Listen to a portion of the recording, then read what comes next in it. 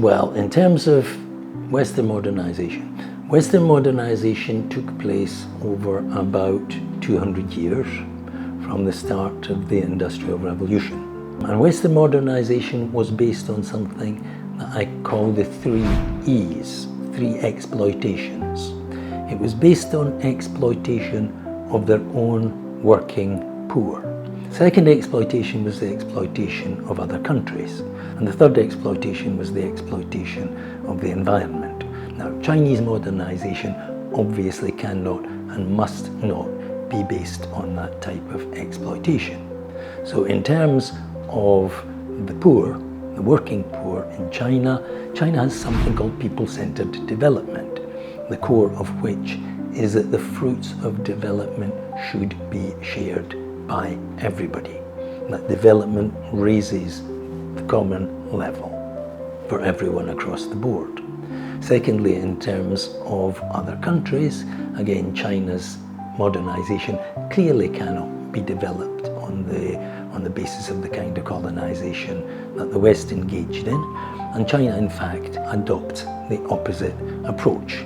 As I mentioned earlier, it's an idea of win-win development, reflected primarily in the Belt and Road Initiative, which sees other developing countries as an opportunity, which sees their development as something that will feed back to China. So that's how China relates with the rest of the world, and President Xi calls it a global community of shared future.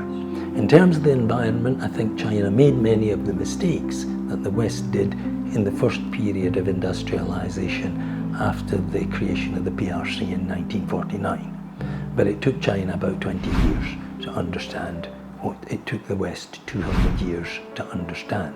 And since the turn of the century, with the scientific outlook on development, that was a fundamental change in the model for economic growth, where growth would be based not purely on economic factors, it would also take into account social and environmental factors as well. So I think that's the fundamental difference between Western modernization and Chinese modernization, where the West exploited, China tries to work in partnership with its own people, with other countries, and with the environment.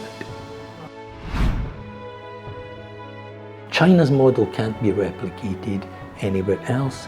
China's model is a model of a country which is far bigger than any other country other than India. It's a product of a very specific history.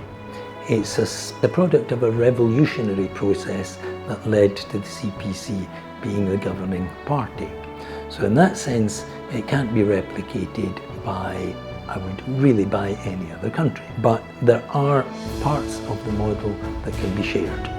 And the most important one is the one that is reflected in the Belt and Road Initiative. It's the first key to opening the door from poverty to prosperity is infrastructure. Now, China has the best infrastructure in the world, and it has the strongest telecommunications industry in the world.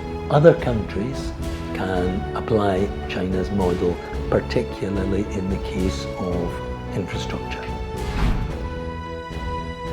One of the great strengths of China's system is continuity. China's political system lends itself to long-term planning. It works on the basis of cooperation and consultation and consensus. Plans are in place to turn the dreams and the goals into reality.